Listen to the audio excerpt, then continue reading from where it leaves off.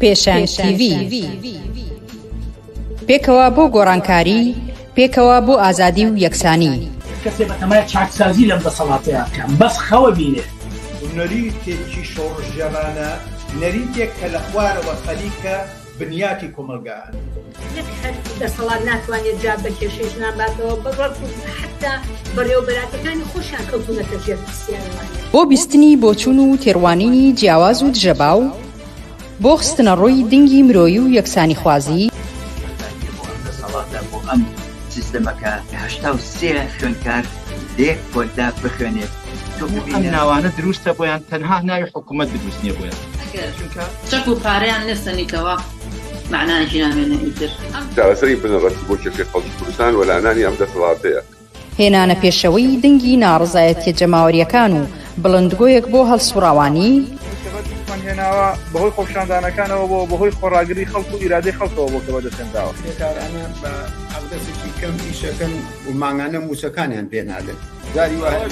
وازات خەڵک تونتر ئەبێ. ئەگەر مەترسیەک هەبێ لەسەر هەرێمدا یەکێتی و پارتی و خود یەکێتی و پارتی مەترسی وڵاتەکانی مەنتیقەشیان بۆ سەر هەرێم زیاد کردووە. خستنەڕووی واقعیەتی دەسەڵات و ئۆپۆزیسیۆنی ساختە و پەردە هەڵماڵین لەسەر نیازیان، خۆشحاڵی هەبێ بەوەی کە هیچ ریفۆرم و چاکسازیەک و بەخازاتی خەڵک لەلایەن ئەمانەوە بکرێت. مێژوویەک و کارنامەیەکی قوڵیان هەیە لەسەر ملهوڕی، لەسەر چەکڕاکێشان، لەسەر تعداکردن لەسەر خەڵک. ئەمانە دژمنی خەڵکی کوردستان بوونە لە پشتیان لە خەڵکی کوردستان کردووە. دێماسیەکی پەرشە بەسەر چینی کرێکار و بەشە جۆراوجۆرەکانی چینی کرێکار و هەموو کۆمەلگایە پەرزیان کردووە. بۆ تاو توێکردنی ئەو بابەتانەی کەمتر لە میدیاکانەوە دەبیسترێن، بەشێکی زۆری لە حیزبە چەپ و کۆمۆنیستەکانی دنیا و هەروەها بەشێک لە هەڵبژاردنەکانی ئەوروپا ناڕەزایەتیان دەربڕی وینەکانی تاوانی دروست کردووە و تاوان ئەنجاما دەسەڵاتی چەکداری میلیشیای حزابی میلیشیای لە کوردستان. خەڵک لەلایەک و قەویترە، سازمانی تەیارکردە، ڕادیکاڵترە. بۆ نیشاندانی ڕێگەی ڕزگاری خەڵکی، پێشنگ TV هەموو ڕۆژانێکی چوارشەممان کاتژمێر 9 شەو بە کاتی کوردستان ڕاستەوخۆ پەخشی بەرنامەکانی دەکات. شەرمەزار نابێ ئەو هەموو جەنەراڵە مقەبایە لە ناو شارەکەی خۆیان بینێ بە ئەنواع و ئەشکال چەکی ئەسلحەی قورسەوە طەبیعیە بەلایە. یەکەمین جارە لە کوردستان کرێکاران خۆیان دەستبەرن بۆ مەراسیم و چالاکی یەکیایە. شۆڕش تەنها ڕێگەیە، هەڵسانی خەڵک ڕاپەڕین و خۆشانی جەماوی تەنها ڕێگەیە کە ئەڵتەرنەتیڤێک دابینکە. لە فەیسبوک، یوتیوب، ئینستاگرام، تویتەر و تیکتۆک فۆلۆمان بکەن. بەرنامە و گرتە ڤیدیۆیەکان ببینن. پێشنگ TV پێکەوە بۆ گۆڕانکاری، پێکەوە بۆ ئازادی و یەکسانی.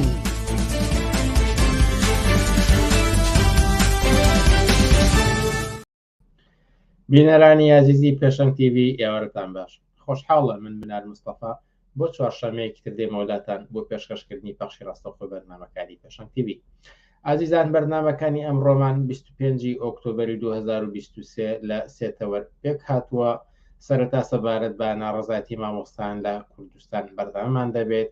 و باقی بەرنامەکان تایبەتە بە ڕێپۆرتاژێک و چاوپێکەوتنێک سەبارەت بە هێرشی ئیسرائیل بۆ غەزە و لێکدانەوەی و تاوتۆکردنی دوایین بابەتەکانی لە پەیوەند بە مەسلەیەوە. ئێوەش دەتوانن با پرسیار و سەرنج و تێبینیەکانتان بەشدار بن. لاگەڵمان بن بۆ بەرنامەکانی ئەمڕۆمان.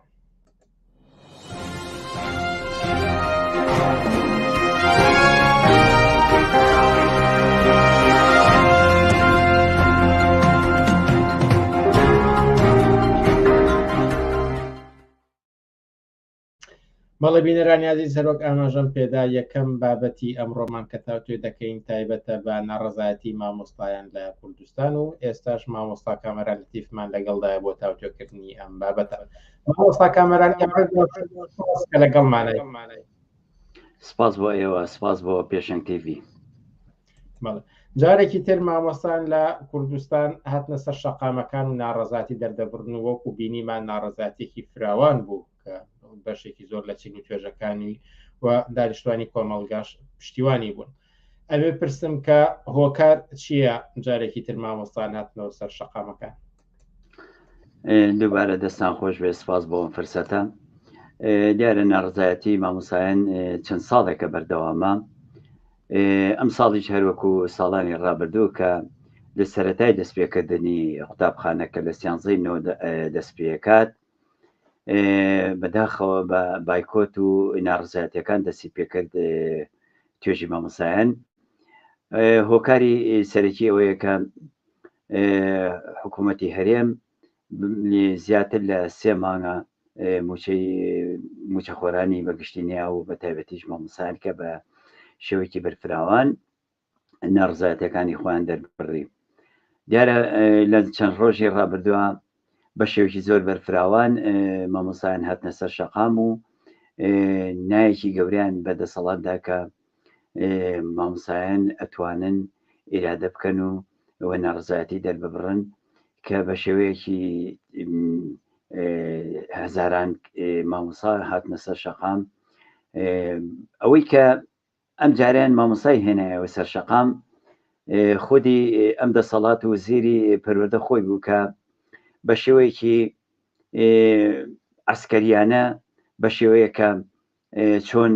لە ئەسکەریە ئەمر بەسەر جوندەکانە ئەکرێت. ئەمە ئەنیش بە هەمان شێوە داوای لە مامۆسایان کرد سەرباقیەوەی کە 3 مانگە موچە نادرێت، 3 مانگە مامۆسایان بەگشتی و موچەخۆران بەگشتی ینی لە ژیانێکی کولەمەرجیە ژین. بەڵام هاتیت لێدوانێکە دات کە داوا لە مامۆسایانەکات ئەبێت مامۆسایان بڕۆنەوە هۆڵەکانی خوێندن و لە هەمان کاتشا باز لەواکە کە ئەم جاریان دەسەڵاتەکانی بەکارێنێ. بۆ ئەمەی کە خۆپیشاندانی مامۆسایان دەرەنجامی ئەم لێدوانەی وەزیر بوو کە تووڕێی مامۆسایان و ناڕزایەتی مامۆسایانی هێندەی تر بردەسەر و بە شێوەیە کە ریزی هەزاران مامۆسا هاتنە سەر شەقام و نایەکی گەوریان بەم دەسەڵاتەیە و کە جاریکە بایکۆتیان دووپات کردەوە. هەڵبەتە بایکۆتیش کە لە 13 تا ئێستا بەردەوامی هەیە، هەرچەنە لە کوردستان لە هەولێر و لە دوهۆک بە شێوەیەک لە شێوەکان دەوام ئەکرێت، بەڵام بەداخەوەی کە پێڵن زۆنی سەوز ئەوەی کە پێڵن دەبەری سەوز زیاتر لە 700,000 مناڵ بێبەشن لە خوێندن و هەتا ئێستا دەرگا قوتابخانەکان نەکراوەتەوە، کەمەش کاریگەریکی ڕاستەوخۆی هەیە لەسەر پرۆسی پەروەردە و پرۆسی خوێندن و بە شێوەیەکی گشتی کە مناڵانی ئەم ناوچەیە بێبەشن لە خوێندن. ئەوەی جێگەی سەرنجە قوتابخانەکان ئەوانەی کە قوتابخانەی خۆیانن، ئەوانەی کە پێڵن قوتابخانەی تایبەت و ئەهلی، ئەمانەش هیچ کێشیان نییە، بەڵکو بە شێوەیەکی زۆر ڕێک و پێک و زۆر بەجددی و لە دەوامی خۆیان و ئێستا دەوامەکەن. یان با بڵێن ئەوەی کە لێرە کاریگەری ئەم بارودۆخە هەموارە و ناڕزایەتەکانی مامۆسایان و بێ ئەهەمیەتکردنی دەسەڵات بەرامبەر بەم ناڕزایەتە و وەڵام نەدانەوەی داخوازەکانی خەڵکی کوردستان دەسەڵاتە. ئەوە کاریگەری بووە لەسەرەوەی کە پرۆسی پەروەردە لێرە پەچی بکەوێت، هەزاران مناڵ بێبەش بن لە خوێندن و پرۆسی پەروەردە. هەروەک ئاماژەم پێدا کە ناڕزایەتی ئەم جاریان خۆپیشاندان و هاتنە مەیدانی سەر شەقامەکان زۆر فراوان بوو. ئەگەر لە ئێوە پێستم کە جیاوازی خۆپیشاندان و ناڕزایەتی ئەم جارە چی بوو، چۆن توانرە ئەم جەماوەرە فراوانە بهێنرێتە پشتی خواستی و خۆپیشاندانی مامۆستایانەوە؟ هەروەکو ئاماژەم پێکرد مەسەلەی تووڕێی ئەم جاریان پەرچەکردداری ئەو لێدوانی وەزیری پەروەردە بوو کە بە شێوەیەکی زۆر ئەسکەرتاریانە لێدوانیە بەرامبەر بە مامۆسایان کە دەبێت بچنەوە ناو هۆڵەکانی خوێندن. ئەمە لە هیچ عرف و عادەتێکی هیچ وڵاتێک و هیچ دەسەڵات و حکومەتەکان نەبووە کە وەختێک کە تۆ 3 مانگ زیاتر موچە نەدەیت، وەختێکە هیچ گوێ نەدەی ئەسڵەن بەوەی کە مناڵان چۆن ئەخوێنن، چی ئەکەن، قوتابخانە لەم ناوچەیە ئەکرێتەوە ناکرێتەوە. تۆ لە پاش 40 ڕۆژ لە داخستنی زیاتر لە نیوەی ئەو حکوومەتی کە پێکیانێناوە مناڵ قوتابخانەی نییە، لە خوێندنە نییە، هۆڵەکانی خوێندن چۆڵوەڵە، تۆ بیر لێدوانێک بیر لەسەرەوەی کە دەبێت مامۆستا بڕاتەوە هۆڵەکانی خوێندن لە کاتێکە هیچ ئاسانکاریەک، هیچ با بڵێن وەڵاممانەوەیەک بە داخوازیەکانت نەیاوەتەوە. ئەمە بۆ خۆی ڕق و کینەیەکی زۆری بەرفراوانی دروست کرد. ئەتوان بڵم نەک هەر مامۆستایان، لە زۆرێک لە فەرمانبەران و حتا کە سوکاری خوێندکارانیش کە ئەومی من ئاگادار بووم و لە نێو خۆپشاندانەکانە زۆر بکە بیریکە لەوەی کە سوکاری خوێندکار بوو، حتا بۆ خوێندکاری پلە باڵەکان بوون کامانە هەمویان هاتبوون بۆ پشگیری خواستی ڕەوای مامۆستایان کە ئەیانوت ئێمەش هەمان هیمان هەیە، هەمان کێشە هەیە، هەمان شت هەیە، چونکە هەمووی وەکو دوولایەنێ. خوێندکارانیش داخواسی ئەوان هەیە کە هەرچی زووتر وەڵام بە داخوازەکانی مامۆستایان بدرێتەوە بۆ ئەوەی کە ئەوانیش بگەڕێنەوە هۆڵەکانی خوێندن و بکەن بخوێنن. کورتی قسەکەم ئەوەیە کە لێدوانی وەزیر کارێکی وای کرد کە سەرجە مامۆستایان جاریکە گڕوتینێک با بە خۆپیشاندانەکان، جارێکی تر مامۆستایان بێنێتەوە سەر شەقام و نایەکی گەورە باتەوە بە ڕووی دەسەڵاتە کامە بۆ خۆی وەڵامدانەوەیەکی کەمەشکێن بوو بۆ هەم دەسەڵات و بۆ خودی وەزیری پەروەردە. لێرەدا دوو پرسیاری بینەران بینە سەر شاشەکە و ئاماژان پێ بدەین بە خواستە سەرەکیەکان. یەکەمیان دەڵێت کە داواکاری سەرەکی مامۆستایان چییە؟ و پرسیاری دووەمیش دەڵێت کە لەو بڕواایەدان کە ئەم ناڕەزاتیانە تا چەندێک بەردەوامی دەکێشێت؟ ئەگەر وەڵامی دوو پرسیار بدەنەوە بە کورتی فەرمە. بوو لە پرسیاری یەکەم چی بوو؟ کە داواکاری سەرەکی مامۆستایان چییە؟ هەڵبەتە داواکاری سەرەکی مامۆستایان پێدانی موچێ لە کاتی خۆیان. ئەمە خواستی سەرەکی ئەوەیە کە تۆ ئێستا لە مانگی دەیایت مانگی 8 موچەکانمان پێ نەدراوە. ئەمە لە هەموو دنیای شتیوانە بۆ کە مەسەلەن تۆ 3 مانگ موچە دوا بکەوێت و لە هەمان کاتیشە داوای ئەو بکەیت کە ئەبێ لە کاتی خۆیان داوام کرێت و هەموو شتەکان وەکو پێرفێکت بێتە پێشەوە. ئەمە لە هیچ شوێنێکی دنیایە بۆ بەڵکو من ئەوواڵم کە داخواسی مامۆستایان ئەوایە زۆر بەرفراوانتر بووە، ناڕزاتی مامۆستایان زۆر بەرفراوانتر بووایەوە کارێک بکرایە کە ئێستا دەسەڵات و حکوومەتی بێنایەتە سەر چۆک وەڵامی بە داخوازیەکان بایەتەوە، چونکە ئەمە تەنها تایبەت نییە بە مامۆستایان. لێشاوی موچەخۆرانی کوردستان کە زیاتر لە ملیۆنێک موچەخۆر هەیە لە کوردستانە، بەداخەوەی کە بینین تەنها مامۆستایان و وانەبێژانن لەسەر شەقامن ناڕزاتی دەرەبڕن و بایکۆتەکەن. ئەمە خواستی سەرێکی ئێمە داواکردنی بوچەکانە لە کاتی خۆیان و هاوکاتیش باشکردنی ژیانی گوزەران و پێشکەشکردنی خزمەت گوزاریەکانە بە قوتابخانە و بە مامۆستایان، چونکە لە زۆربەی وڵاتان جگە لە موچە دەیان خزمەت گوزاری و دەیان ئۆڤەری پێشکەش بە مامۆستایان نەکرێ، بەڵام نەک ئەمانە نییە، بەڵکو ئەوەی کە بە لێشاو ریزی هەزاران مامۆستایەتە سەر جادە و شەقامەکان حکومەت زۆر بێباکە هیچ وەڵامێک ناداتەوە بە مامۆستایان. بەنسبەت پرسیاری دوو هەمێت تاکەی بەردەوامە بێ وانە؟ بەڵێ هەڵبەتە هەتا ئێستا هەم مامۆستایان بە شێوکی گشتی و دەسەڵات بە شێوەیەک کە بەردەوامن لە ململانێ ئەوەی کە خواستی ئەوەیە دەسەڵات جاریکە مامۆستایان بێنەوە ناو هۆڵەکانی خوێندن، بەڵام مامۆستایان هەتام دەقەیی کە ئێمە باسیەکەن و دوێنێ شەو کۆنگری ڕۆژنامەوانی مامۆستایانی ناڕازی ئەوە بوو کە دووپاتکردنەوەی بایکۆتە و وەلا ئێستا هیچ فرسەتێک نییە بۆی کە جاریکە بچینەوە ناو هۆڵەکانی خوێندن. ئەمە بۆ خۆی کاریگەرێکی زۆر نەگەتیڤ لەسەر تەواوی دەرونی مناڵان و کە سوکاری مناڵان مامەسایان بەگشتی دەرئەخات کامە هەڵەتەکە بایکۆت ئەکرێت بایکۆت ناچاریە و لە هەمان کەشە هۆکارێکە بۆ باڵێن شێوازێکی مەدەنیە بۆ ئەوی کە نەڕزایەکانی خۆتی پێدەربڕیت بەڵام لە هەمان کاتشە بە جۆرێک دەسەڵات جواب نایەتەوە زۆر بێ ئەهمیێتە لەوەی کە بایکۆت تا چ ڕادەیەک بڕات تاک و خوێندن چەندێک پەکی بکەوێ هیچ کێشەی نیە و مێشمیوانی نییە ئەمانە بەڕاستی بەردەوامی هەیە ئەوەی کە خواستی مامۆسایانە ئەوەیە کە دەست بەجێ وەڵام بە داخوازەکان بدرێتەوە و هەر لەبانی زووتر نییە بچینەوە هۆڵەکانی خوێندن بەڵام ئەمە تا ئێستا نەکراوە و بەردەوامی هەیە بایکۆت هیچ با بڵێن خوێندن چارەنووسێکی نادیارە و ناتوانین بڵین لە هەفتەی ئایندەیە یاخۆ لە دوو ڕۆژی ئایندەیە قوتابخان ناکرێتەوە و مامۆسایان پێیوەستە بنەوە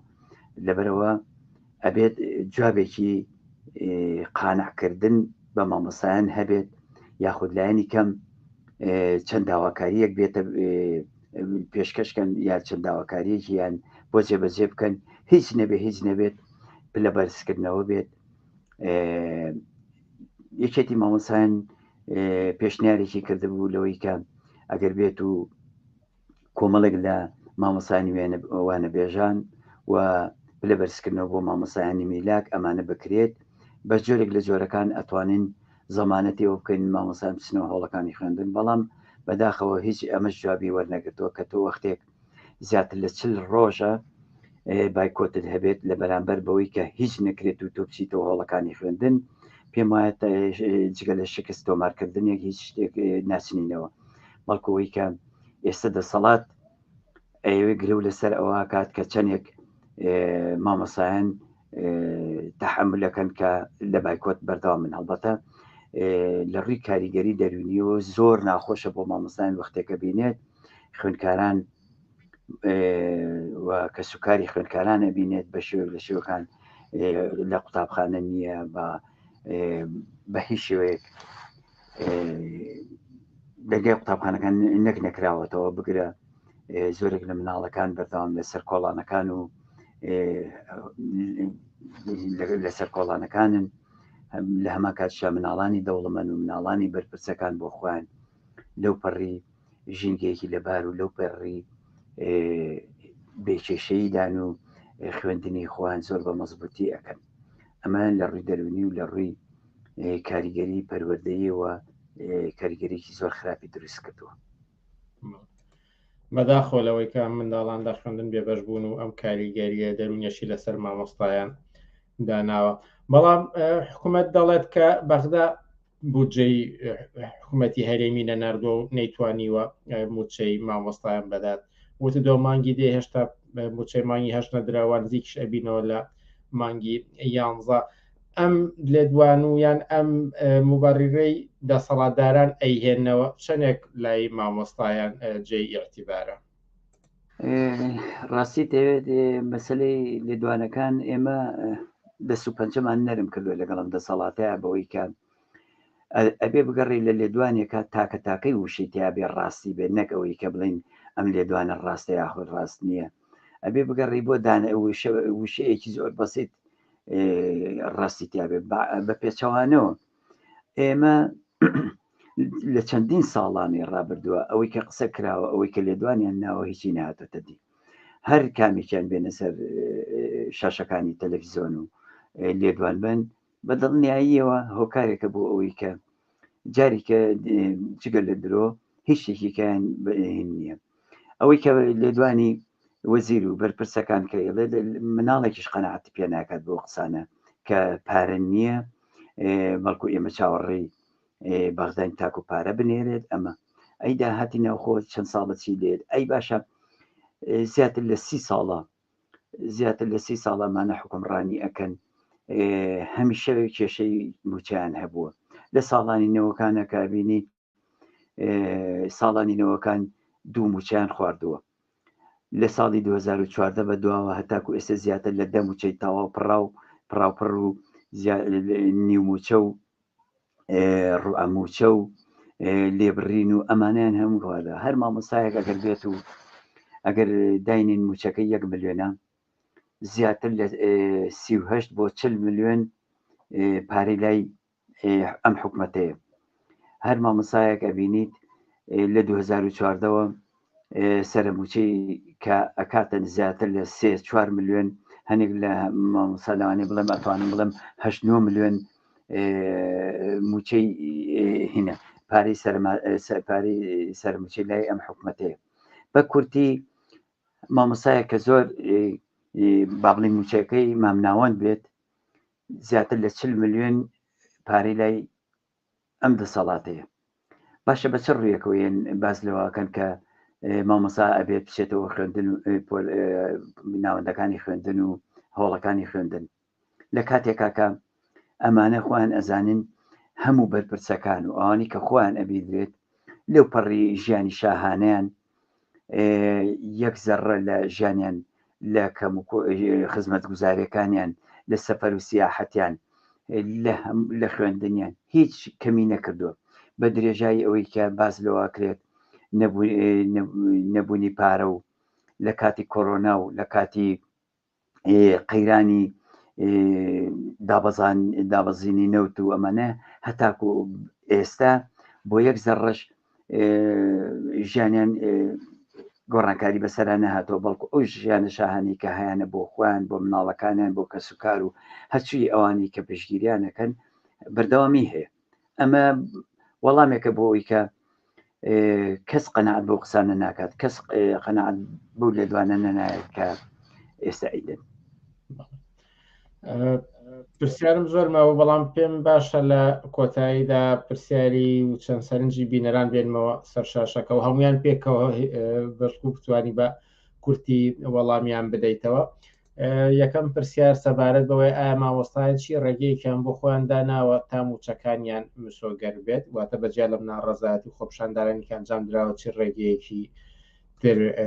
هەیە؟ بەداخەوە مامۆستا کامەران لەسەر هێڵ نەما لەگەڵمان وە خۆشبەختانە زوو گەڕایەوە لامان. پرسیاری یەکەم بۆ خوێنیتەوە. پرسیاری دوم سەبارەت بۆی ئایا قەرەبووی ئەو کاتە دەکرێتەوە کە ئێستا بەهۆی بایکۆتەوە خوێندکاران قوتابیان لە خوێندن بێبەش بوون و کۆتا ئەمان زیاتر سەرنجەکاڵە بێگومان مامۆستایان و سەرجەم چین و توێژەکانی تری کۆمەڵگا پێویستیان بە تەشەکولێکی جددی و ڕێکخراو هەیە. ئەگەر لەسەر ئەم سەرنج و پرسیارانە بتوان بە کورتی وەڵام دەنەوە فەرمە. بەڵێ پرسیاری یەکەم کە دەڵێت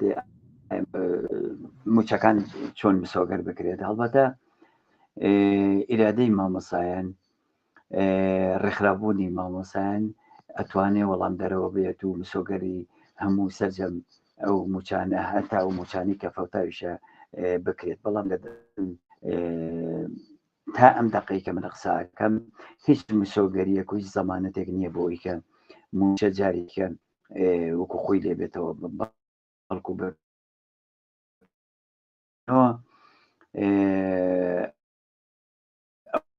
گومان هەیە لەوەی کە ئەوەی کە هەش بێ بدرێت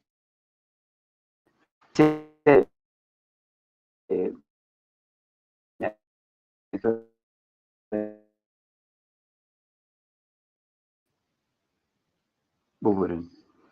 قەرەبووکردنەوەی خوێندن ئەگەر بێت و دەست بکرێتەوە بە خوێندن مامۆستا بە شێوەیە دەتوانێت قەرەبووی ئەو کاتانە بکاتەوە بە مەرجێک داوامەکانی بە مەزبوطی ڕێکخاو نەخشە پلانی خۆی دابنێت. چونکە لە کاتی کۆڕۆناکەیە زیاتر لە چەند مانگێکیش فەوتە، بەڵام مامۆستا توانی تا ڕادێکی باش قەرەبوو بکرێتەوە هەرچەنە کاریگەری هەیە. ئەم بایکۆتانە بەتاو کاریگەری هەیە لەسەر پرۆسی خوێندن بەگشتی و هەنێک ناوچە بە تایبەتی ئەمانە هەمووی کاریگەری خراپ دروستەکە لەسەر پرۆسی پەروەردە. بەڵام ناچاریت ئێمە کەسبی خۆش نییە مەسەلەی بایکۆت ناچاریە و بایکۆت ئەتوانم بڵێم وەسیلەیە کە بەدەست مامۆستایانەوە چونکە هیچ ڕێگەیەکیان نێشتێتەوە بۆ مامۆستا. سەبارەت بە پرسیاری سێم کە تەشەکل و ڕێکخراو بوون ئەمە خاڵی جەوهەری ناڕزایەتەکان ئەباتە پێشەوە زۆر گرنگە ئەگەر بێت و مامۆسایان بێت و لە شێوەی گروپ لە شێوەی ڕێکخراو بوون لە شێوەی یەکبوونی سەرجەم چین و توێژەکان هەتاکو هەر نەکەر مامۆسا تەواوی دام و دەستگاکانی تر بتوانن ڕێکخراوی خوان و نوێنەرایەتی خوان هەڵبژێرن لە ناوەندەکانی خوێندن لە ناوەندەکانی کار لە کارگەکان لە سەرجەم شوێنە گشتیەکان بتوانن بە جۆرێک نوێنەرایانی خوان هەڵبژێرن و کەسانی شیاو هەڵبژێرن بۆ نوێنەرایەتیکردنی خۆپشاندانەکان هەتاکو بە جۆرێک بتوانن لە ناوەندەکانی خوێندن مانگرتنی گشتی ڕابگەێنن هەتاکو بتوانن کەسانی کەسبکار لە نێو بازاڕەکانە بتوانن لە بۆ نمونە تۆقیتێک دیاریکەن لەوەی کە سەرجەم کاسبکارانی ناوبازار ئەو ڕۆژە بۆ نمونە بازار نەبێت بەڵام ئەمە پەیوەستە بە هۆشیاری کەسەوە پەیوەستە بە هۆشیاری خەڵکی کوردستان و بەداخەوە بینین لە کوردستانە بە ئەم دوو دەسەڵاتە کار لەسەر بێ ئیرادەکردن و تێشکاندنی ئیرادەی خەڵکی ئەکرێت زۆرێک لە خەڵک بڕوا و هیوان بە ڕێکخراوبوون و بڕوان بە ناڕزایەتەکان نەماوە ئەبینین لە چەند ساڵی ڕابردووە بە جۆرێک ئامادەیی هەبووە خۆپیشاندان کراوە ناڕزایەتی دەربڕاوە بەڵام دەسەڵات بە تونترین شێوە وەڵامی یاوەتەوە خەڵک کوژراوە لە نێو خۆپیشاندانەکانە خەڵک گیراوە برینار بەداخەوە ماوەستا کامرارمان لە دەستدایەوە لەسەر هێڵ نەمایەوە بەڵام هەرکاتی ئەم بەرنامێش کۆتایی هاتووە بنرانی ئازیز وچانێکی کورت و پاشان سەبارەت بە هێرشی ئیسرائیل بۆ سەر غەزە بەرنامەمان دەبێت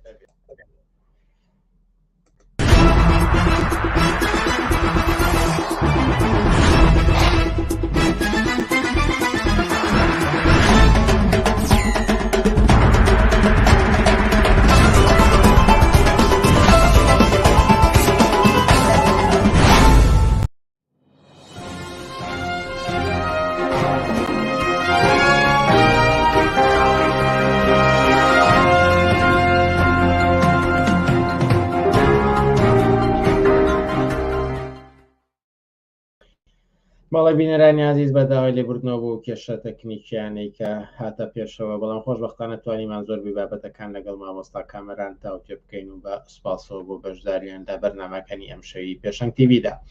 ئێستاش سەبارەت بە جەنگی ئیسرائیل و فەڵەستین و بەرەی سێهەم و هێرش بۆ سەر غەزە چاوپێکەوتێکمانتە بێت لەگەڵ خەسرەوسایە سەرۆکی مەکتەبی سیاسی حزبی کۆمونیستی کرێکاری کوردستان خەسرەوسایە ئێوارەت باش و سپاس کە لەگەڵمانیت ئێوارەی ئێوە باش و سپاس بۆ ئەم دەرفەتە ئەمە لەوە دەست پێ بکەم کە کاتێک دەستگا ڕاگەاندنەکانی ئەوروپا تەماشا دەکەم و باسی ئەم ڕووداوانە دەکەن هەمیشە لەوە دەست پێکەن کە 7 ئۆکتۆبەر حەماس هێرشی کردە سەر ئیسرائیل وە ئەمانی ئێستا ڕوو ئەدات کاردانەوەی ئەو ڕووداوە بەڵام ئەوەی کە دەزانین کە کێشەی فەڵەستین مەسەلەی فەڵەستین مێژوویەکی زۆر درێژی هەیە ئایا ئەم هێرشەی لە 7 ئۆکتۆبەرە ئەنجامدرا بەشێکە لە ئیدامەی ئەو کێشە و ئەوەی هاتنە مەیدان و ڕاپەڕینی خەڵکی فەڵەستین ئەکرێ وەکو بەشێک لەوە تەماشای بکەنیان ئێوە سۆنی دەبینە طبعا ئەم هێرشەی کە حەماس دەستی پێکرد تەواوی دۆخی ناوچەکە و قەزەی فەلەستینی بردۆتە نێو هەلومەرجێکی جیهانیەوە ئێمە زانین کە جەنگ لە ئۆکرانیا هەیە ڕووداوەکانی ئەفریقا لە ئەو تەغیراتانەی کە لە دەسەڵات و ئاڵ و گۆڕانی کە بە شێوەی کودەتایە بە شێوەی جۆراوجۆر لە وڵاتانەیە ڕۆئەدا کێشە لە سووریا کێشە لە شیمالی ئەفریقا لە یەمەن ئەمانە پێمانەڵێن کە هەر کێشێک هەر چەندە مێژوویکی کۆنی هەبێ ناتوانێت بێکاریگەر بێ لەم ڕووداوە جیهانیانە ئێستا دنیا شەڕی چەند جەمسەری زلهێزی ئیمپریالیستی کە لەسەرێکەوە رووسیا و چین و پەیمانەکانی وەساوە لە سەرکیشەوە ئەمریکا و ناتۆ ئەوروپا هەوڵەدەن بۆ دووبارە سازدانەوەی جیهانی سەرمایەداری و تەقسیمی مەناتقی نفوز و جێخستنی ئەو سیستەمە ئەمنیەتیانی کە خۆیان ئەیانەوێ بۆ بەرژەوەندی خۆیان ئەیانەوێ لە کاردایە. بێگومان لەم وەختێکە حەماس حملاکە بە دڵنیاییەوە ڕێکاتەوە بۆی کە ئەم ئەوزاعە ینی ئەم جەنگە چەندین ئەبعادی جیهانی و ناوچەیی بەخۆی بگرێ و هێز و لایەنەکان بێنێتە پێشەوە. بەڵام تەبعەن وەکو ئێوە لە پرسیارەکەتان باسان کرد، حەماس خۆی بە ئەنجامی چ مقاومەتەکەی و چ پەلامارەکەی بەرئەنجامی کێشەیەکە کە لەو لە جەنگ و هێرشێکی هێرشێکەوە دەست پێ ناکاکە لە 7 ئۆکتۆبەرا دەستی پێکرد، بەڵکو وەکوتان ئەم کێشەیەکی مێژوویە ئەگەر ئاوڕێک بینەوە لەگەڵ دروستبوونی دەوڵەتی ئیسرائیلە مەسەلەی ستەمگەری، کاولکاری، کوشتن، کۆچی زۆرە ملێ، گەمارۆدان، بردومانکردن، هەموو ئەمانە لەلایەن دەوڵەتی ئیسرائیلەوە دەستی بۆ براوە. بۆیە ئەتوان بە ڕاشکاوانە بڵێم هەر قەترە خوێنێک ئەگەر لە خەڵکی فەلەستین بچۆڕێ یا لە خەڵکی مەدەنی ئیسرائیلی بچۆڕێ، سەرچاوەی ئەسلی یەکەم خودی دەوڵەتی ئیسرائیل و بوونی ئەم دەوڵەتەیە کە ناوڕۆکێکی قەومی فاشیستی مەذهبی تونڕەوی هەیە کە سەرچاوی ئەم کێشەیە و ئەم کێشەیە بۆ نمونە لە دوای جەنگی جیهانی یەکەمەوە دووەمەوە کاتێکە کێشەی فەلەستین بەدەست سەر و عەشیرەتە عەرەبەکان و ئەو میرنشین و دەوڵەتانە بوو کە لەو کاتەیە بوون نەیتوانی بە سەرکەوتن بگا، ئەوان ڕابەری ئەم مقاومەتیان بەرامبەر بە ئیسرائیلە کرد. دوا بەدوای ئەو کە دنیای دوو قوتبی لە نێوان شەرق و غەرب یەکێتی سۆڤێتی جاران و دەوڵەتانی غەربا پێکهاو ڕێی کردەوە کە ناسیۆنالیزمی فەلەستینی کە خۆی لە ڕێکخراوی ئازادیخوازی فەلەستین و یاسر عەرەفاتە بەردەستە کرد، ئەوان نوێنەرایەتی خەڵکی فەلەستینیانە کرد و مقاومەتیان لە بەرامبەر ئیسرائیل بردە پێشەوە. ئەو دەورێش خۆ مەسەن تیارە ئەفرێنرا، تەقینەوە کرا، ئەمانە کرا لەلایەن فەلەستینیەکانەوە، کەوایە ئەمەی حەماسیش لە شەرایطێکەیە کە منەظەمەی تەحریری فەلەستینی لاوەکی بۆتەوە دوایەوەی کە بەدەسەڵات گەیشت وەکو هەر باڵێکی بورژوازی وەکو دەسەڵاتدارانی هەرێمی کوردستان لە گەندەڵی و تاڵان و بڕۆیە غەرق بوون، قەزیەکەیان بردە بەرژەوەندی خۆیانەوە، چاوەڕانیان کرد کە چۆن بسازێن لەگەڵ ئیسرائیل و ئەوەی کە ئەمریکا و دەوڵەتانی عەرەبی پێشیان بێنێ لاوەکی بوو. بەدوایەوەدا کە جەنگی ئەمریکا لە کەنداو دەستی پێکرد، دنیای یەقوتبی و نەزمی نوێی جیهانی سەری هەڵدا، ئەمە فرسەتی کردەوە بۆ ڕەوتی ئیسلامی سیاسی لە تەواوی ئەو کانونە قەیراناویانە کەیشیان فەلەستینە سەر هەڵبێ و پێ بە پێ حەماس هەوڵیدا ئەم جڵەوە بگرێت. بەشێک لەوەی کە 7 ئۆکتۆبەر حەماس حەملاکە دەقیقەن بۆ ئەوەیە کە بتوانێت کۆنتڕۆلی ڕێکخراوی ئازادیخوازی فەلەستین بەدەستەوە بگرێ، بە تایبەتی لە قۆناغێکا کە قەزەی فەلەستینی بە دوای شەڕی ئۆکرانیا سانەوی بووبووە، هیچ کەس لە وڵاتانی کە پێشتر لە ئیتفاقی ئۆسلۆیە تەرەبوون ئەم قەزیان وەلاخست، تەنان خودی ترامپ هاو قودسی کرد بە پایتەختی ئیسرائیل. مەبەستمەوەی حەماس لەو بێدەنگی و لەو لاوەکی بوونەوەی ڕێکخراوی منەظەمەی فەتح و ناکامانەوەی هاوکات لەوەی کە قەزەی فەلەستین لاوەکی بووە، لەو جێژاوەی کە بە جەنگی ئۆکرانیا دنیای داگیرکرد، حەماس پێشڕەوی کردو بۆی کە بتوانێت پێگەی بکاتەوە هەوڵ با لە ژێر پەرچەم و سواربوونی قەزەی فەلەستینی و ستەمگەریە کە لەسەر خەڵکی فەلەستین لەلایەن ئیسرائیلەوە کرێ پێ بنێتە مەیدانەوە و دەستی بۆ ئەمە بردووە، بۆ ئەم شەڕە بردووە. بەڵام ئێستا دەبینین کە باڵانسی شەڕەکە بە تەواوی یەکتەرەفەیە. ئیسرائیل ئێستا ئەتوانین بڵێن جەنگی ئیسرائیلە لە دژی غەزا بە هەموو شێوەیەک، بە بردومان، بە گەمارۆ، بە کۆچی قەسری، بە هەموو شێوەیەک هەوڵەدا لە فەلەستیندا بەبێ ئەوەی کە تارگێتی ڕۆکێتەکانی حەماس بێ بەتەنیا یا حتا ئەکسەریەت خەڵکی مەدەنی دانیشتووی کەمپەکان دانیشتووی شوێنە ئاسایی و مەدەنیەکانە. بۆیە بە بڕای من ئەوە ڕاستە کە حەماس پێشڕەوی کردووە، ئەوە ڕاستە کە تیرۆرە بێ و حتا بانگەوازەکە دیلەکانە کوژێگەر ئیسرائیلەوە بکە. ئەمە وەکو هەر ڕوتێکی تری ئیسلامی پەنا بۆ ئەم کارانە بە ئەمە قابلی مەحکومکردن و تانە لێدان و سەرزەنشکردنە. ئەمە قابلیەوەیە کە خەڵکی ئازادیخوازی فەلەستین و ئیسرائیل لەم ڕەوتەکە سواری شەپۆلی مەقاومەتی خەڵکی بێدیفاعی فەلەستین بووە جیاکەنەوانێ. بەڵام لە واقعە حەماس حەقیەتی کاردانەوە بکە. حەماس یعنی ئەگەر ئێمە بەرخوردێکی ئایدۆلۆژی مامەڵێکی ئایدۆلۆژی لەگەڵ ئەوە نەکەن حەماسیش بەشێکە لە خەڵکی فەلەستین چونکە خەڵکی فەلەستین طبقاتی تایە بزودنەوەی کۆمەڵایەتی تایە ڕەوت و تیاراتی جۆراوجۆری سیاسی تایە کە ئیسلامی سیاسی یەکێکە لەوە حەماس نوێرایەتیەکە. یعنی ئەمە مەقاومەتێکی کۆنەپەرستانە و بە هەمان شێوە فاشستانەیە قابلی سەرزەنشکردن و ئیدانەکردنە. بەڵام دیارە ئەو بۆ چارەسەری کێشەی فەلەستین ئەم کارە ناکە بەڵکو بە پێچەوانەوە هیچ حقانیەتێک بە کوشتنی و کوشتاری خەڵکی نە فەلەستین نە ئیسرائیل هەیە تەنانەت هەتا ئەگەر ئیسرائیلیش لەسەر حکوم بێ. ڕێگاکەوەیە کە خەباتێکی سیاسی پێشڕەوانە و مەدەنی و ئینسانیانەکە بتوانێت بۆ داهاتوویەکە هاو خەباتی هاو چارەنووسی لەگەڵ خەڵکی مەدەنی و دانیشتوانی ناوچەکە لە ڕۆژهەڵاتی ناوەڕاستە بەدی بێنێ. حەماس بڕیاریاوە کە ئیسرائیل لەسەر خەریتە بسڕێتەوە یەهودیەکان بسڕێتەوە. حەماس ئامادە نییە هیچ ئیترافێ بە ئیسرائیل کە لە ژێر سایه ئەم سیاست و استراتیژەیە کە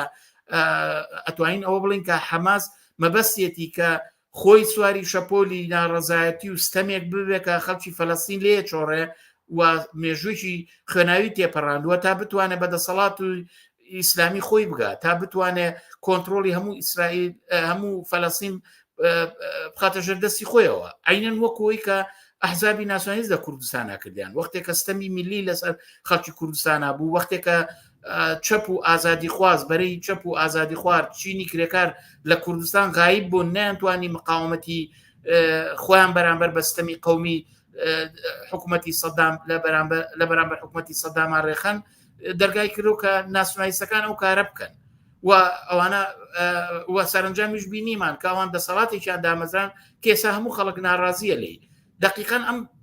میتۆدایە ئەم ڕوانگەیە بۆ حەماسی شەروایە وەختێک کە لە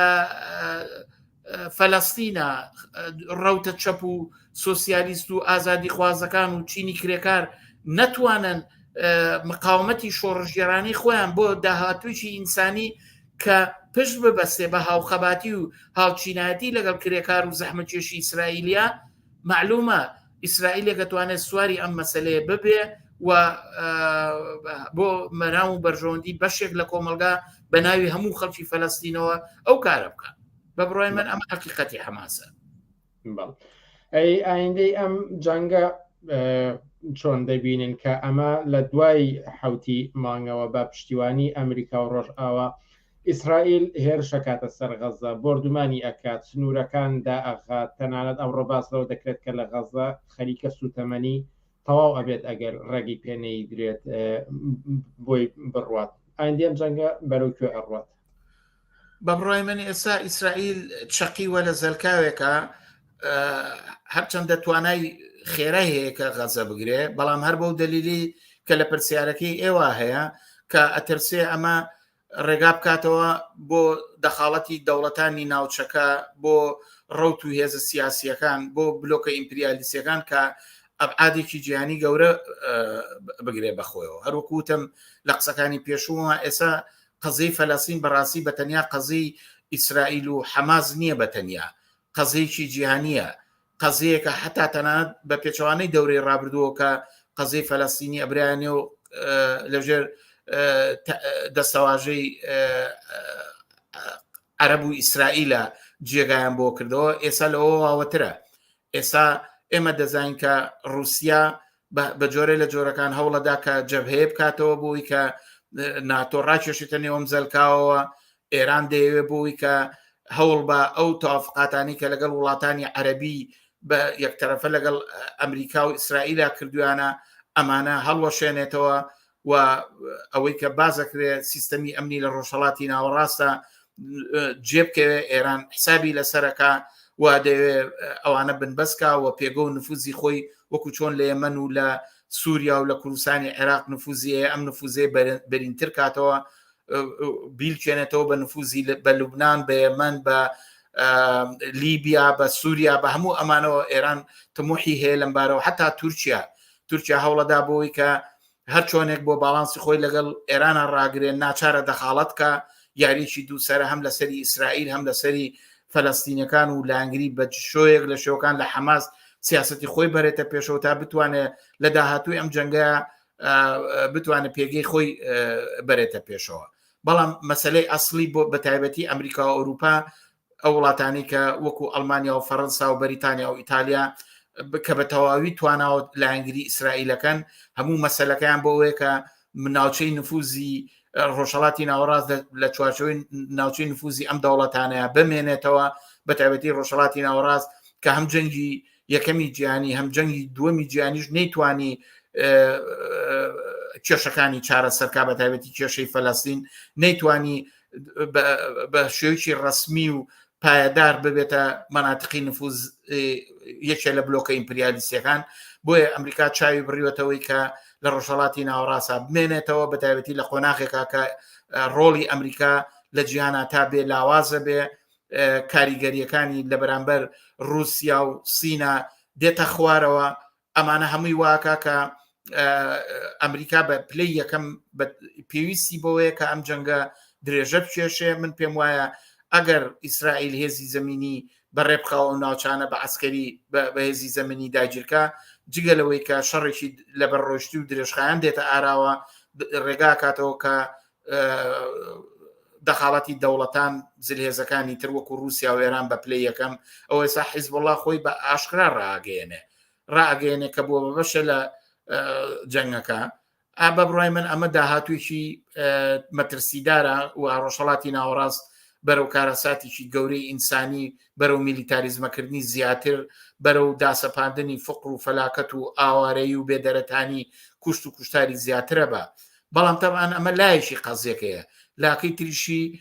بەتایبەتی خۆشبەختانە ئەم ماوانە لە دوای ڕووداوەکەی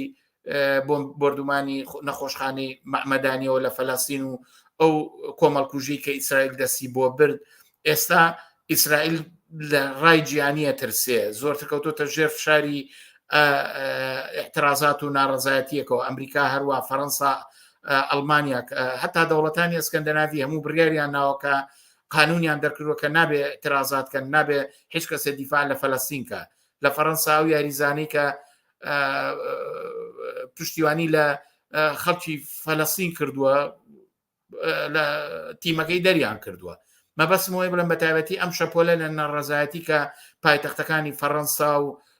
بەریتانیا و ئەڵمانیا و گەلێکی زۆر لە وڵاتانی گرتوتەوە ئەگەر ئەمە بە ئەفوقێکی ئینسانی ڕادیکاڵ و شۆڕژێرانەوە پێ بنێتە مەیدان و گەورە بێتەوە بە بڕای من وەکو وەڵامدانەوە بە پرسیارەتێکی جیهانی بەرامبەر بە قەزەی فەلەستین ئەتوانێت سنوورێ بۆ ئەم میلیتاریزم و لە شوکێشەی هەم دەوڵەتانی ئەوروپا هەم دەخاڵەتی حیزبوڵڵا و ئێران هەم رووسیا و حتا سنوورێک بۆ گەمارۆدانەکان و بۆ ئەو بردومانانەی ئیسرائیل دابنێ. من پێم وایە ڕەوەندەکە لە گەرەوی کێشمەکێشی ئەم دوو بەرەیەدایە کە ئێستا تەرکیزیان کردوتە سەر شەڕێک کە ئیسرائیل بۆ سەر غەزە بەڕێخستووە. ئاماژەتان هەم بە حیزبوڵڵاوە هەم بە گرنگی ئەم جەنگە بۆ ئەمریکادا بەڵام دەمەوێت زیاتر لەو بارەوە پرسم کە خۆی ئیسرائیل خاوەنی هێزێکی سەربازی فراوان و چەکی پێشکەوت و جبەخانەیەکی زۆرە و ئەمریکا و ڕۆژئاواش بەردەوام پشتیوانیان کردووە. بەڵامەوە ئەمریکا هێز دەنێرێت کەشتی جەنگی دەنێرێت بۆ ناوچەکە و هەروەها باز لەوە دەکرێت کە ئێران پشتیوانیەکی زۆری حەماس دەکات و خۆتان ئاماژەتان پێدا کە حیزبوڵڵا بووە بە بەشێک لەم جەنگە و ئەوەتەوە بردومانی فڕۆکەخانەی سووریا کراوە لەلایەن ئیسرائیلەوە. ئەم وڵاتانە هەم ئەمریکا لە پشتیوانی ئیسرائیل و هەم ئێران و حیزبوڵڵا و ڕەنگە سووریاش لە بەرامبەر ئیسرائیلدا چەندێک کاریگەری دەبێت و چی ڕۆڵێکیان دەبێت لەم جەنگەدا؟ بە بڕای من ڕۆڵیان ئەبێت هەر لایە بۆ ئەم مەسەلەی جەنگەی ئیسرائیلی بۆ سەر غەزە کردووە بە دەسمایەک بۆی کە بتوانێ لە معادلاتی ناوچەیە کە بە دوای ئەم جەنگە شکڵەگرێ پێگە بگرن و هەر ئێساش بەرژەوەندی و سیاسەتی تایبەتی خۆیانەیە. مەسەڵەن حیزبوڵڵا باش لە وازانێک کە قەیرانێکی حکوومەتی لە لوبنانە هەیە. لوبنان حکوومەتەکەی خراپترە لە حکوومەتی هەرێمی کوردستان کە ناتوانێت ئیدارەی کاروباری وڵاتەکە بکە. حیزبوڵڵا دەوێت ئەم مەسەلێ بتوانێت هەژمونی خۆی بەسەر دەسەڵات لە لوبنانە درێژکاوە بتوانێت پێگەی بکاتەوە کە لە داهاتووی سازدانەوەی حکوومەت لە لوبنانە پێگە بگرێت. بۆ ئەمەش پێویستی بە هێزنواندنە، پێویستی بە مانۆرە، پێویستی بەوەیە کە بتوانێت وەک بەشێک لە جەنگی ئیسرائیل ڕۆبچێتە نێو کێشەکانەوە. و ئێسایمە ڕۆژانە هەواڵە بیسین کە هەم لە چەکدارانی حیزبوڵڵا کوژرێەوە هەم ئەوانش حەملاکەنە سەر هێزەکانی ئیسرائیل کە لە سنووری لوبنانە جێگیرن. مەسەن ئەوەی کە باسم کرد ئەمریکا دیسانەوە دەیەوێت کە بگەر بە هێزێکی گەورەوە لە ژێر پۆشی لایەنگری و پشتیوانیکردنی ئیسرائیلە بگەڕێتەوە بۆ ڕۆژهەڵاتی ناوەڕاست بە هێزێکی میلیتاریستی گەورەوە تا بتوانێت دەستی بەتایبەتی رووسیا و سین ببڕێ لەوەی کە بتوانن دەخاڵەتکەن. ئێرانیش باسمان کرد کە خەریکی چی یاریێکی گڵاوە. بە بڕای من ئەگەر ئەم شەڕی زەمینیە دەست پێ بکە هەموو ئەم ئاگرێکی گەورە حتا لەوەی ئۆکرانیا فراوانتر و هەمەلایەنەترە بێ. ئێستا بۆ بنمونە بڵێم ئەوەی کە ئەمریکا و وڵاتانی ئەوروپاڵێن ئێمە پشتیوانیەکەن درۆکەن ڕاستەکەی خۆیان بەکردەوە لە گۆشەیەک لە گۆشەکانی ئەم جەنگیا لە شەریکن بەشدارن تایە. ئەوە کۆنگرێسی ئەمریکی هاتۆتە قسەی ئەوەی کە چەند پارە بە بایدن بابەوەی کە بتوانێت مەسرەفی شەڕی ئیسرائیلی کە ئەوە ناردنی ئەستوڵەکان بۆ دەریای سپی ناوە ڕاست. خودی وڵاتانی تریش خۆ مەسەن ئەو هاوکاری لۆجستیکی بەریتانیا و فەڕەنساییکەن حتا ئەڵمانیا لە تفاقی کەرەسە و تفاقی جەنگی بە ئیسرائیل ئەمانە هەمووی خۆی بەشداریەکی ئاشکرایە بەڵام بەکردەوە هێشتا جەنگەکە نەکەوتۆتە باری ئەوەی کە هێزەکان بەڕووی یەک لە زەمینە ڕابوەسن. بە بڕای من ئەگەر ئیسرائیل و کارە بکە وەکوتم هەم لە ڕووی ئینسانیەوە کارەساتێکی گەورە ئەخڵکێ و هەم لە ڕووی جەنگەوە جەنگێک بەرپاکرێت کە کۆنتترۆلەکەی لە دەست حەماس و ئیسرائیل دەرەچێ و ئەم وڵاتانە کە هەمویان پڕچەکن پێشتر لە شەڕی ئۆکرانیا خەریکی کۆکردنەوەی جوبەخانە و توانە و هێزی سەربازی گەورن. ئێران کە خۆی ئاکتەرێکی دەخاڵەتگەرە لە ڕۆژهەڵاتی ناوەڕاستە هەروە دانانیشێ وەک چاودێر بە دیارم شەڕەوە تا بزانێ ئەمریکا چیەکە. من پێم وایە تەواوی دۆخی جیهان ئەباتە حاڵەتێکی هەستیارەوە کە ئەگەر خەڵکی ئازادی خوازی جیهان خەڵکی متەمەدین و شەرافەتمەندی دنیا ڕوبەڕووی ئەم دۆخەن ڕانەوە سێ و هوشیارانە مامەڵەی لەگەڵ نەکە بەڵایەکی گەورە لە کۆمەلگای بەشەریەکە. پێش ئەوەی کە دوا پرسیاری خۆم بکەم بە دوو پرسیار و سەرنجی بینەران بێن مەستەر شاشەکە و ئاراستی ئێوەی بکەم ئەگەرچی ئێوە هەڵبەت ڕەنگە خۆتان بەشێکتان ئاماژەتان پێیا بێ بەڵام ئەگەری فراوانبوونەوەی ئەم جەنگە بۆ ناوچەکە زیاتر و لە وەڵام بە قسەیەکی ئێوە دەوترێت کە لەو ناوچەیە دیارەبەست لە ئیسرائیل و فەڵەستینە هێزی ڕادیکاڵ و ئازادی خواز نییە یان وەکو پرسیارگەتان نەکرێ ئایا هەیە؟ من پێم وایە تەبعاً هەیە ئەوەی کە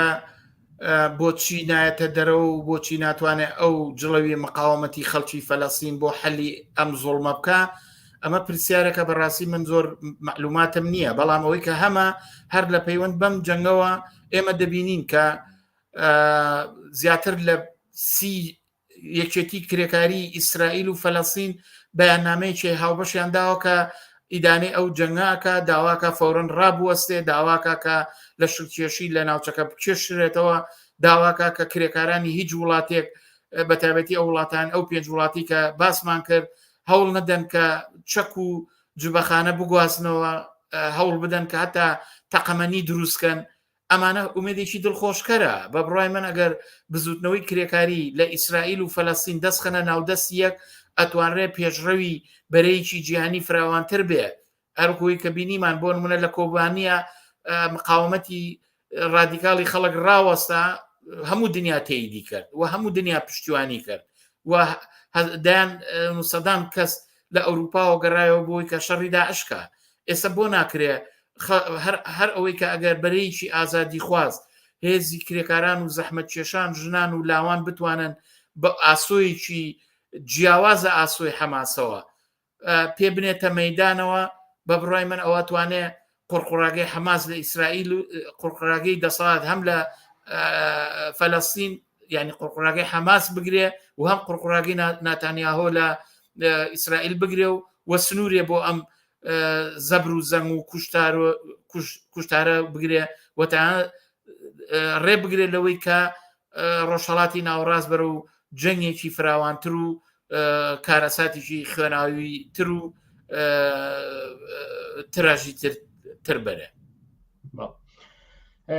دوا پرسیارم سەبارەت بە ئەوەی کە ئێوەکو حیزبی کۆمونیستی کرێکاری کوردستان لە کام بەرێدا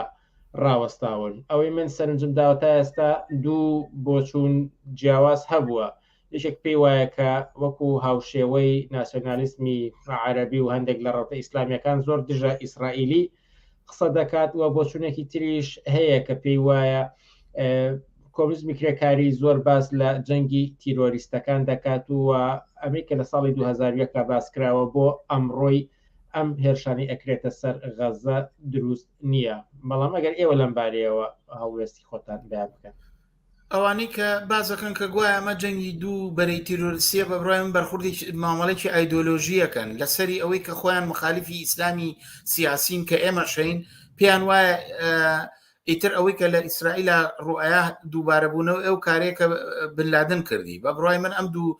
جەنگە یا ئەم دوو حاڵەتە بەیەک ناخوا ئەوەی کە بن لادن توانی لە تەقینەوەی دوو تاوەرەوە 11 سەپتەمبەر و جەنگی دوو دەرگا بکاتەوە بە دوو بەرەی تیرۆریستی بەرئەنجامی هەڵکشانی ڕەوتی بزوتنەوەی ئیسلامی سیاسی بوو بۆ ئیستراتیژیکی جیهانی لە قۆناغێکا کە دنیای دوو قوتبی نەما بوو ئەمریکا ئیدعای نەزمی نوێی جیهانیە کرد و ئەویست دنیا بە شێوەی پۆلیسی جیهانی خۆی ساز باتەوە کە ناوی نابوو نەزمی جیهانی ئیسلامی سیاسی وەکو هێزێک هەڵکشا بۆی کە بتوانێت تەحەدای ئەمە بکا بۆی وەک هێزیشی مقابل بێتە پێشەوە کە دیارە هەر ئەلقاعیدە نەبوو لە پاڵیا هەموو دەوڵەتانی ئیسلامی بوو ئەحزاب و لایەنە ئیسلامیەکان لە شوێنەکان توشگیریان لە مەسەلەیە کرد تاڵەبان بوو لە ئەفغانستان بەڵام ئەمریک لە پشتی بنلادینەوە هیچ قەزەیەکی ئینسانی حەق بەجانب لە ئارادا نەبوو ئەوەی کە حەماس ئەیکا جەنگی تیرۆریستی دوو قوتب نییە حەماس خۆی لە بەرئەنجامی ستەمگەریەکی ئیسرائیلا سەوز بووە وەکو باسمان کرد لە غیابی بەرەیەکی ڕادیکاڵ و ئازادی خواست کە بتوانێت جوڵانەوەی مقاومەت بەرامبەر بە ئیسرائیل بەڕێبخە سەری هەڵاوە حەماس حەقیەتی مقاومەتکە ئەوش بەشێکە لە خەڵکی فەلەستین بەڵام دیارە مقاومەت هەمیشە مقاومەتێکی حەق بەجان بوو شۆڕژگەڕانە نییە حەماس مقاومەتێکی کۆنەپەرستانەی باڵێکی بورژوازی لە نێو خەڵکی فەلەستینە ئەکا بە ناوی ئەکسەرێتی خەڵکی فەلەستینەوە بۆ ئامانجی دامەزانی دەوڵەتی ئیسلامی لە فەلەستینە ئەم کارەکە لە کاتێکا خەڵکی فەلەستین هێشتا فرسەتی ئەویان پێ نەدراوە ئازادانە نیزامی سیاسی خۆیان هەڵبژێرن هێشتا دەوڵەت نین هێشتا لەژێر ستەمگەری و داگیرکاری و کوشتاران بۆیە ئەو بۆچوونەی کە پێی وایە ئەمە جەنگی دوو قوتبی تیرۆریستە بە بڕای من مامەڵێکی ئایدۆلۆژی لەسەری باوەڕەکانی خۆیەوەی کە نەچاو لە واقعیات ببڕێ واقعەتێک هەیە کە ئێمە وەکو وتم دڵۆپە خوێنێکە لە فەلەستین و ئیسرائیل ڕێژدرێ ئاکامەکەی بوونی دەوڵەتی ئیسرائیل لە بەپلەی یەکەم یعنی تۆسی کە ئێستا ئەگەر کرێکارانی ئیسرائیل دەوڵەتی فەلەستین بڕوخێنن حکوومەتێ دامەزرێن ناتانیاهو لەسەر کار بەرن لە هەر ڕێگایەکەوە لە ڕێگای انتخاباتەوە بێ لە ڕێگای شۆڕشێکەوە بێ لە هەر ڕاپەڕینێکەوە بێ هەچێ بێ ئەگەر ناتانیاهو حکوومەتێکی قەومی و فاشستی لابرن حکوومەتێکی غەیرە قەومی غەیرە مەزهبی بێنە سەرکار و چاو لە مافی هاوڵاتیانی یەکسان بۆ دانیشتوانەکەی پێک بێنێ ڕەنگە ڕێگاکەیەوە بێ کە خەڵکی فەلەستینیش هەموو پێکەوە بژین لەژێر سایە ئەو دەوڵەتاکە مافی هاوڵاتی بوونی یەکسانەکە کەوایە بوونی حەماس لە بوونی ئیسرائیلەوە ئیلهامی وەرگرتووە ئەمانە هەردووچیان خۆراکی جەنگ و کوشتار بە یەکتریە دەن بەڵام ئەوە نەفی ناکاتەوە کە حەماس لە نێو تەبەقات و جوڵانەوە کۆمەڵایەتیەکانی ئیسرائیلەوە بە سواربوونی شەپۆلی بۆچوون و سیاست و ئامانجەکانی خۆی بەسەر قەزەی فەلەستینە هاتۆتە مەیدانەوە ئەمە ئەسڵی قەزیەکەی بۆیە هیچ دوودڵی و نیگەرانێک لەوە نییە کە بڵین حەماس کارێکەکە مقاومە دەکات بڵێ مقاومە دەکا و مقامەتێکی کۆنە پەرستانەژەکە بڵێ بەشێکە لە خەڵکی فەلەستین بەڵام بەشێکە لە باڵە بورژوا کۆنە پرست و درڕندە و فاشیستەکەی کە هەیە یعنی ئێستا بۆنوە لە کۆمەلگای کوردستانیشە خۆ فاشیست هەیە خۆ ناسیۆنالیست هەیە خۆ ئیسلام هەیە ئەوانە خەڵکی کوردستانن ئەوانە کارێ بکەن بە ناوی خۆیانەوەی کەن بۆ بەرژۆندی خۆیانەکەن بە ناوی خەڵکەوەی کەن بۆ ئێستا پارتی ئێستا خۆ هەموو خەڵک پارتی نییە بەڵام هەمیشە وات ڕاگەێنێ کە لەگەڵ حکوومەتی عێراقداژ بە ناوی خەڵکی کوردستانەوە دانیشێ یەکێتی واکە بە بڕۆی من ئەمە بۆیە ئەم گرێکوێری کە پێیان وایە ئەمە لەبەرەوەی کە ئیسلامیە ئیتر حەقی مقاومەتی نییە و ئەمە جەنگی دوو بەرەی ترۆریستی هەڵەیە ئەوە ئەکەونە سیاسەتێکی چەوتەوە ئەوە نەشی کە بە ئێمەڵێن ئێمە زۆرتر ئیسرائیلە بکەین ئێمە لایەنگری هیچ جۆرە کردەوەیکی حەماس نین ئێمە حەماس هەر کارێ بکە بە کوشتنی بە خوێن لێ هاتنی پەنجەی مناڵێکی ئیسرائیلی شەرمەزار و سەرکۆنەیەکەین و ئێمە لایەنگری قەزەی فەلەستینین ئێمە ئەمانەیە قەزەی فەلەستین بە ڕێگایەکی سیاسی چارەسەر بێ بەبێ ئەوەی کە حەماس بتوانێت دەستی ئەوەی ئاوەڵا بێ کە بتوانێت خەڵکی مەدەنی ئیسرائیلی باتە بەردەم بردومان و ڕۆکێتەکان و بانگەوازی و کاکابێ یەهودیەت لە ئیسرائیل بسڕێتەوە بە بڕۆی من واقعیەتی قەزەی فەلەستین ئەمەیە جێگاوڕێگای حەماسیش لەم مەسەلەیە ئەمەیە بۆیە ئێمە مەسەلەمان نییە ئەگەر قەزەی ئیسرائیل بۆ نمونە ئەگەر قەزەی فەلەستین یاسر عەرەفات حەلی کردایە ئەی ئەو کاتە چی خۆ یاسر عەرەفاتیش ناسیۆنالیستێکە ئەوانەی کە پێیان وایە ئەگەر حەماس بتوانێت بە ڕێگەیەکی سیاسی چارەسەری کە ئەو بەڵایە لە کۆڵ خەڵکێتەوە بۆ خراپەیانی بورژوازی لە تاریخی خۆیان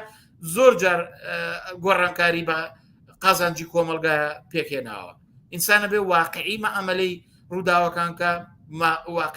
واقعی مەعاملەی ئەو کێشانە بکا کە هەیە کێشەی فەلەستینیش ئێستا ئاڵۆز بووە بەزە تۆسی کە دەورانێک لە ساداتەوە بیگرێت تا حوسنی مبارەک تا سەدام حوسێن هەر یەکەی بە جۆرێکی سفادەی لەم قەزیە کردووە ئەما گەرمانێک کۆتایی پێبێ بەڕاستی ئەوەی کە ڕێگایەکی سیاسی بووی کە خەڵکی فەلەستین بتوانن هەناسێ بن بەڵای ئیسرائیلیان لە کۆڵکێتەوەش بە دامەزانی دوو دەوڵەتی وەک یەکسان کە لە ئاسی نەو دەوڵەتیا بەڕسمی بناسرێت بۆیم پێم وایە ئەم بۆچوونانەی کە باسەکرێ بۆچوونی ناواقعی ئایدۆلۆژی و غیرەواقعیە لە قەزەی فەلەستین خەسرە وسایە سەرۆکی مەکتەبی سیاسی حیزبی کۆمونیستی کرێکاری کوردستان زۆر سپاس کە لە بەرنامەکانی ئەمشەی پێشەنگ تیڤیدا ئامادە بوون سپاس بۆ و ماندوو نەبن زۆر سپاس ئازیزان پێشەوەی کۆتایی بە بەرنامەکانی ئەمشەی پێشەنگ تیڤی بهێنین بە پێکەوە تەماشای ڕێپۆرتاژێکی کورت بکەین سەبارەت بە پێویستی هاتنە مەیدانی بەرەی سێهەم پاش دیتنی ئەم ڕێپۆرتاژە بەرنامەکانی ئەم شەو کۆتایی دێت و تا هەفتەی ئایندە کاتی خۆش بۆ هەموو لایەک جەنگی ئیسرائیل فەڵەستین و بەرەی سێهەم بە درێژایی دەیان ساڵ لە مێژووی داگیرکاری فەڵەستین و هەڵگیرسانی جەنگ بەرامبەر ئیسرائیل و کردەوە تیرۆریستیەکان و هێرشە چەکداریەکان و بردومانەکان زۆرینەی وڵاتان و لایەنە سیاسیەکان بەسەر دوو بەرەی ئەم جەنگەدا دابش بوون. بۆ نمونە پشتیوانی ڕۆژئاوا و ئەمریکا لە ئیسرائیل بەرچاو بووە. بە تایبەتی ئەمریکا لە ئەنجومەنی ئاسایشی نەتۆیە گرتووەکان زۆرینەی ڤیتۆی لە بەرامبەر بەرژەوەندی ئیسرائیل بەکارهێناوە. هەروەها فەڵەستینیش پشتیوانی وڵاتانی عەرەبی بەدەستهێناوە و تەنانەت ئێران کۆمەکی حەماسیشی کردووە کە کەمتر لە ئاستی جیهانیدا خاوەنی پشتیوانی بووە. لە ئێستاشدا لەسەر شەقامەکانی جیهان پشتیوانی لەم دووبەرێ بە فراوانی دەبینرێت. هەروەها ئەمریکا و ڕۆژئاوا بە ناوی جەنگ لە بەرامبەر تیرۆر دەڵێن گەر لە پاڵ ئێمە نەبیت ئەوە لە پاڵ تیرۆرستانی. بەڵام لە دەرەوەی ئەم دوو جەمسەرە جەمسەرێکی تریش بەدی دەکرێت، بەڵام لە ئاستی وڵاتاندا نییە، بەڵکو لەسەر شەقامەکان و لە نێو خەڵکی مەدەنی و مرۆڤدۆستانی جیهاندایە کە نە لەگەڵ سیاسەتی ئیسرائیل و ئەمریکا و ڕۆژئاوایە نە لەگەڵ ئیسلامی سیاسی و ناسیۆنالیستی عەرەبیدایە. عەبدوڵڵا مەحموود لە سەروتاری بۆ پێشەوەی ژمارە 154دا ئەم جەمسەرە بەهێزی هەرە گەورەی کۆمەڵگەی ئینسانی ناودەبات و لەسەر ئەرکی ئەم هێزە دەڵێت ئەرکیەتی ئامادەی خۆی لە دڵی هەلومەرجی پڕ مەترسیداری ئێستا نیشان بدات و بێتە مەیدانەوە. ئەم هێزە ئەرکیەتی هۆکاری ڕیشەی شەڕی ئیسرائیل و بەرگری خەڵکی فەڵەستین نیشانی جیهان بدات. ئەرکیەتی پشتیوانی ئەمریکا و غەرب وەک هۆکاری بەردەوامی داگیرکاری و ملهوڕی ئیسرائیل بخاتە ڕوو لە دژی بوەستێتەوە. ئەرکیەتی ماهیەتی خۆبەستنەوەی گروپ و لایەنە قەومی عەرەبیەکان سات و سەودایان بە کێشەی خەڵکی فەڵەستینەوە ئاشکراتر لەوەی هەیە بکات. نیشانی بدات ڕۆتە ئیسلامیەکانی لە چەشنی فەتح و جیهادی ئیسلامی و حیزبوڵڵا و حەماس دوور و نزیک بە دوای چارەسەری کێشەی فەڵەستینەوە نین، بەڵکو هۆکاری پاشەکشە بە کێشەی فەڵەستین و کۆسپی بەردەم ڕێگاچاری کێشەی فەڵەستینن. لە درێژەی وتارەکەیدا دەڵێت ناچارکردنی ڕێکخراوەی نەتەوە یەکگرتووەکان و ناوەندە بڕیار بەدەستە نێودەوڵەتیەکان جێبەجێکردن و پابەندبوونی ئیسرائیل بە بڕیارەکانیەوە لەوانە ڕاگررتنی کەمنشینی لەسەر زەمینی ئیسرائیلەکان، پاشەکشەی هێزەکانی ئیسرائیل لەو ناوچانەی لە ڕێگای چەندین جەنگەوە دەستی بەسەرداگرتوون. هەموو ئەمانە پێشمەرجن لە ڕاستای دروستکردنی دوو دەوڵەت بۆ کۆتایی هێنان بەو کێشە مێژووی و مەرگبارەی تەواوی ڕۆژهەڵاتی ناوەڕاستی تووشی ناجێگیری سیاسی و نەئارامی کردووە. لە بەرنامەکانی 18 ئۆکتۆبەری پێشەنگ تیڤ عەمار شەریف ئەندامی مەکتەبی سیاسی حیزبی کۆمونیستی کرێکاری عێراق